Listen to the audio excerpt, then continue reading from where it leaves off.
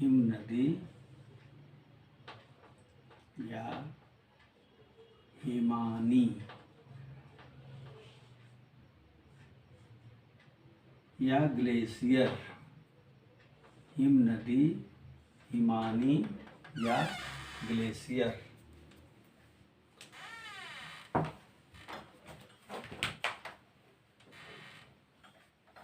जल जो होता है 3 रूपों में हो सकता है, ठोस, द्रव और गैस। जलवाष्प जो होती है वो गैस होती है, बर्फ जो होता है ठोस होता है, जल जो होता है वो द्रव होता है। तो नदी के रूप में अगर है तो जल है, वो भी अपर्दन का दूत है, अपर्दन में सहायक है, अपक्षय में सहायक है, निक्षेपण में सहायक है, विभिन्न प्रकार की आकृतियों का जन्मदाता है, विभिन्न प्रकार की भू आकृतियाँ उसके द्वारा निर्मित होती हैं।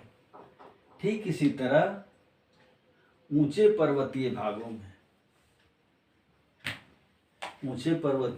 में एक ठो हिम रेखा होती है। हिम रेखा से ऊपर हमेशा बर्फ जमी हुई मिलती है, और हिम रेखा से जब हम नीचे आते हैं तो बर्फ नहीं मिलती है, बल्कि वो बर्फ पिघल करके जल का रूप धारण कर लेती है। तो हिम जब प्रवाहित होती है, हिम प्रवाहित क्या होती है? हिम खिसकते हुए आगे बढ़ती है। 24 घंटा में 1 सेंटीमीटर खिसक करके आगे जाती है, लेकिन इसका आकार अजीब ढंग का होता है।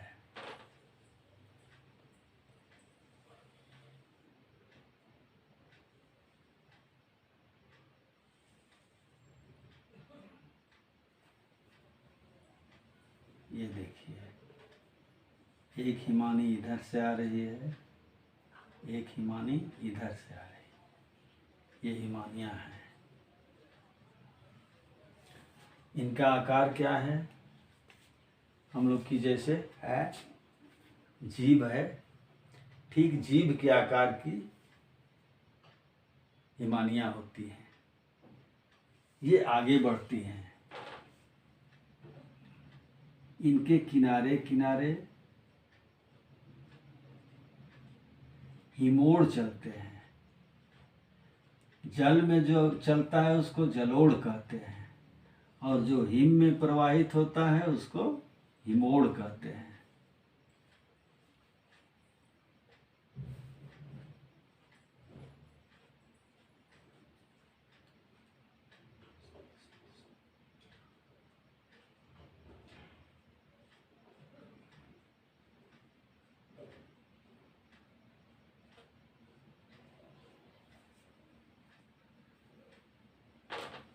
ये जो किनारे किनारे हिमोड़ चलते हैं, इनको पार्श्विक हिमोड़ कहते हैं। ये क्या कहेंगे? पार्श्विक हिमोड़।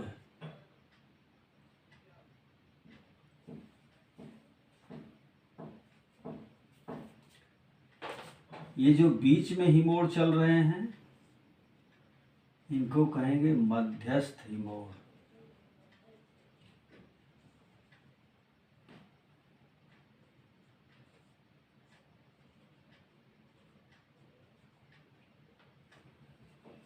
मध्यस्थ का मतलब मध्य जोड़ स्थित, मध्यस्थ। इसका ये पार्श्विक हिमोड़ और इसका ये पार्श्विक हिमोड़, दोनों जब मिलते हैं तो जल रहता तो इधर उधर हो जाते हैं, लेकिन चूंकि हिम है, ठोस पदार्थ है, इसलिए दोनों के पार्श्विक हिमोड़ जब मिलते हैं दो हिम नदियों के, तो ये बीच में चलना शुरू करते हैं। इसलिए इनको मध्य हिमोड़ या मध्यस्थ हिमोड़ कहते हैं। ये जो हिमोड़ आगे आगे चलते हैं, इनको अग्रांतस्थ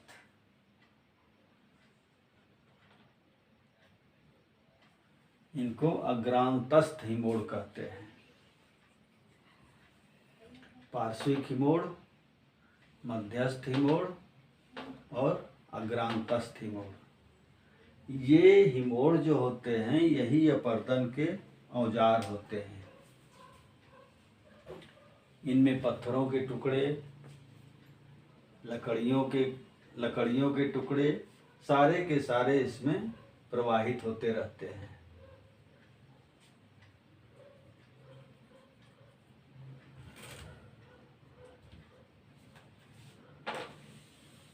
यही हिमोड़ काट छांट की क्रिया के द्वारा ऊंचे पर्वतीय भागों पर अनेक प्रकार के स्थलाकृतियों को जन्म देते हैं।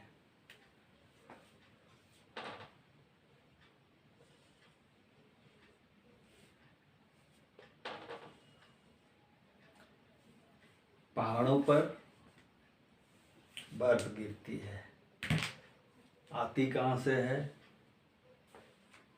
नीचे तालाब, झील, नदी, समुद्र या पेड़ों के द्वारा जो वाष्पीकरण होता है पत्तियों के द्वारा, वो सारा का सारा जल वायुमंडल में पहुंचते रहता है।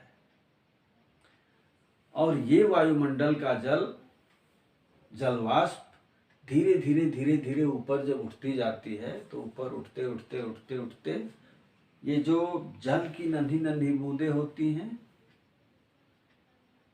जानते हैं आप, वर्षा की एक बूंद तैयार होने में लाखों जल बिंदुकों को आपस में मिलना पड़ता है। जल की नन्ही नन्ही लाखों बूंदें मिलती हैं तो वर्षा की एक बूंद बनकर तैयार होती है। तो ये जल बिंदु ऊपर जाते हैं। जब तापमान, हम बताए थे कल आपको कि ऊंचाई बढ़ने के साथ साथ तापमान कम होता है, तो जहाँ तापमान 0 डिग्री से कम हुआ, इसका मतलब जल की बूंदें हिम के नन्हे नन्ही बूंदों में परिवर्तित हो जाती हैं। उन नन्ही नन्ही बूंदों को हिमलव कहा जाता है। हिमलव, जल के जो छोटे छोटे कण होते हैं उन्हें जब वो हिम में परिवर्तित हो जाते हैं तो उनको हिमलव कहते हैं। फिर गुरुत्वाकर्षण के कारण और वायुमंडलीय दबाव के कारण वो हिमलव धीरे धीरे नीचे उतरते हैं। आप कभी कभी देखे होंगे पिक्चर में दिखाते हैं, आदमी जा रहा है और उसके बाल पर हिम के छोटे छोटे कण जमा हो गए, उसका बाल सफ़ेद हो गया। अभी इधर से काला बाल लिए जा रहा है, उधर जाने पर बाल सफ़ेद हो गया, मूछें सफ़ेद हो गई। तो इस तरह से हिमलव जो हैं ऊंचे पहाड़ी भागों पर गिरते रहते हैं। तापमान जब कम हुआ तो हिमलव, हिमपात इसको कहते हैं, स्नोफॉल होते रहता है। ये जो है रुई की तरह हल्का होता है, इसलिए जब हिमपात होता है, मान लो 1 फीट मोटा हिमपात हुआ, हिमलव जमा हो गए 1 फुट मोटे, आप उस समय उसमें चलोगे तो 1 फीट धंस जाओगे उसमें। लेकिन विशेषता क्या है? न तो आपके कपड़े गंदे होंगे और न ही भीगेंगे, इसलिए कि तापमान तो 0 डिग्री से नीचे है।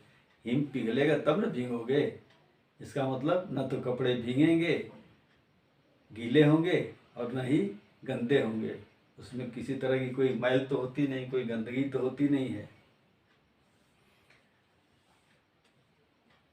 कुछ देर के बाद 4-6 घंटे, 12 घंटे, धीरे धीरे वायुमंडलीय दबाव के चलते ये हिमलव ठोस आकार ग्रहण कर लेते हैं। जब तक हिमलव हैं उनको उठा करके एक दूसरे के ऊपर फेंको, नाक पे भी फेंकोगे तो नाक नहीं टूटेगी, मुंह पे फेंकोगे तो चोट नहीं लगेगी। लेकिन वही 2-4 घंटे के बाद जब वो ठोस आकार ग्रहण कर लेते हैं, उस समय आप उनका उपयोग करो किसी के मुंह पर तो समस्या खड़ी हो जाएगी। क्योंकि वो ठोस हो गया। तो ऊंचे पहाड़ी भागों पर बर्फ गिरते गिरते गिरते गिरते धीरे धीरे धीरे धीरे ये नुकीला हो जाता है। ये पूरा बर्फ जमा हुआ है।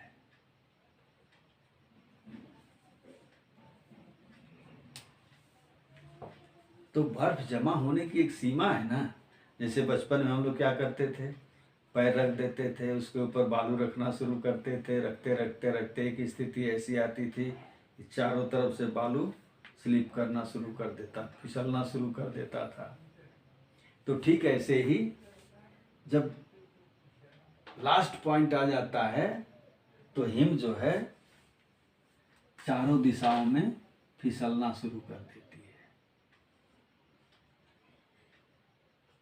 अब यहीं से हिम नदी का जन्म होता है। ये जो आकृति है, सबसे ऊपर वाली आकृति, इसको गिरिश्रृंग कहते हैं।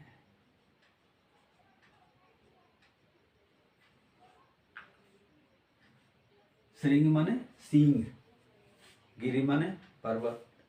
पहाड़ की जो सींग बनती है उसी को गिरिश्रृंग कहते हैं।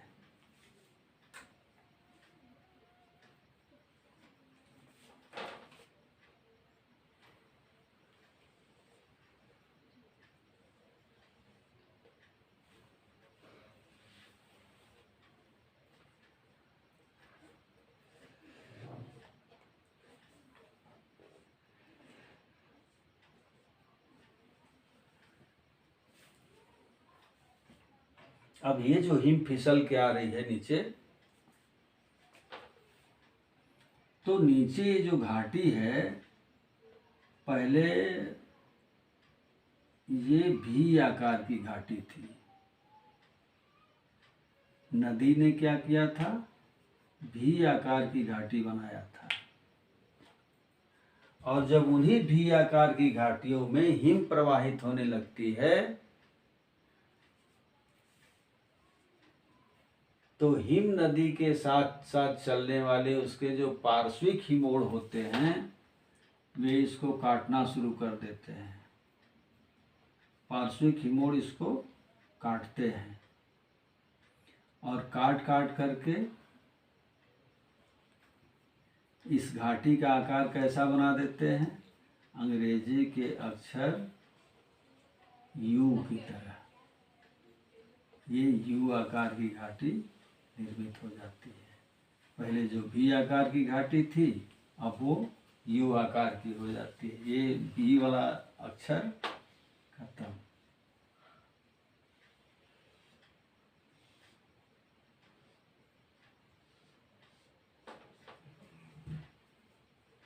तो इसे क्या कहेंगे,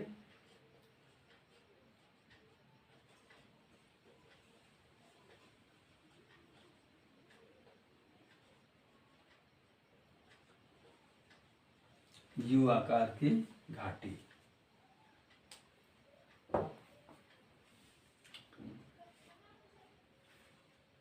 ये हिमनदों के अपर्दन के द्वारा तैयार होने वाली स्थलाकृति है। ये हिम के निक्षेपण से, हिम के जमाव से गिरिश्रृंग और हिमनदों के अपर्दन से यू आकार की घाटी निर्मित होती है। पर्वतों से फिसलती हुई हिम जब यू आकार की घाटियों में प्रवाहित होने जाती है तो यहाँ से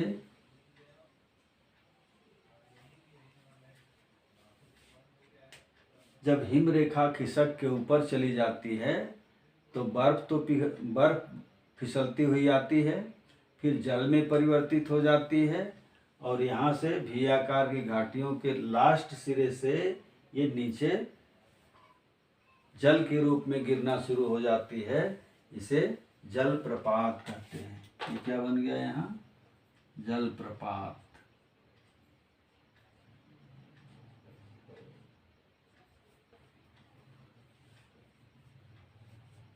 माने हिम के काट छांट से भी जलप्रपात निर्मित होते हैं।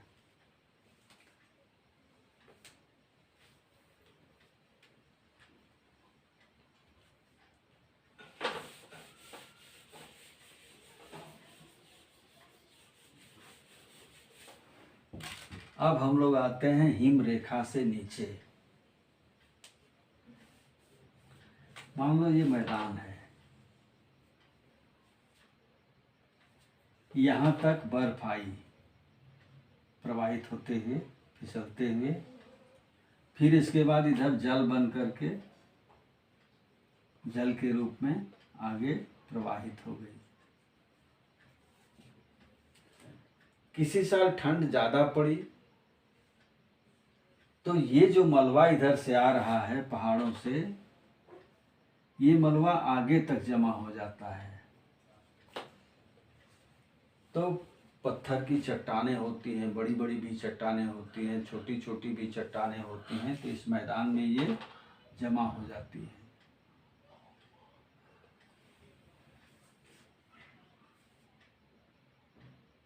जब अगली बार फिर हिम नदियाँ आगे बढ़ती हैं तो हिम नदियाँ इन चट्टानों के ऊपर से हो करके प्रवाहित होती हैं। ये कड़ी चट्टान है, यहाँ जमा है।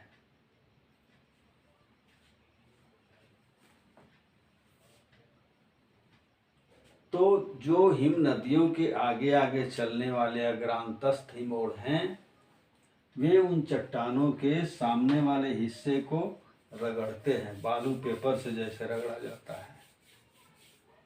रगड़ने से इधर का हिस्सा चिकना हो जाता है और फिर जब वो नीचे उतरती हैं तो दूर तक उसका ढाल बना देती है। हिमानियों की समाप्ति के पश्चात ये आकार जो है दूर से देखने पर लगता है कि भेड़ें सोई हुई होती हैं। मेष माने भेड़ होता है ना, मेष शिला।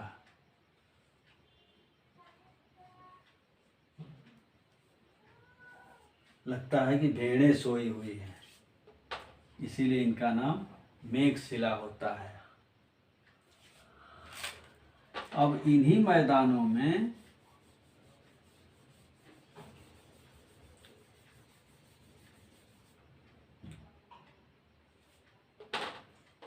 उल्टी हुई नाव के आकार में कई स्थलाकृतियां बन जाती हैं।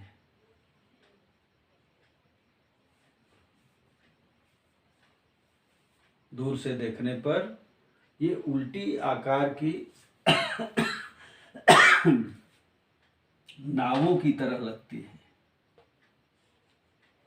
जिनको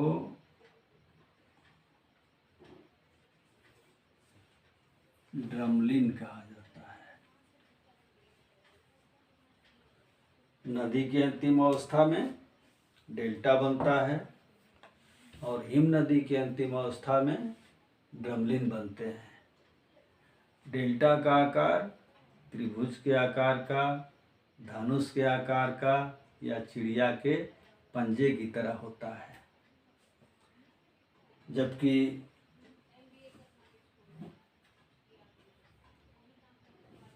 बर्फ के द्वारा निर्मित जो आकृति होती है ड्रमलिन, उसका आकार उल्टी हुई नाव की तरह से होता है। डेल्टा और ड्रमलिन।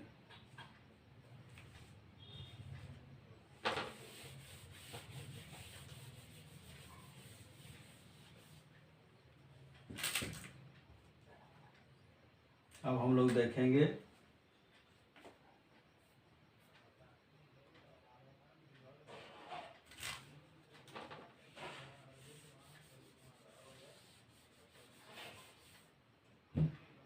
पवन के कार्य।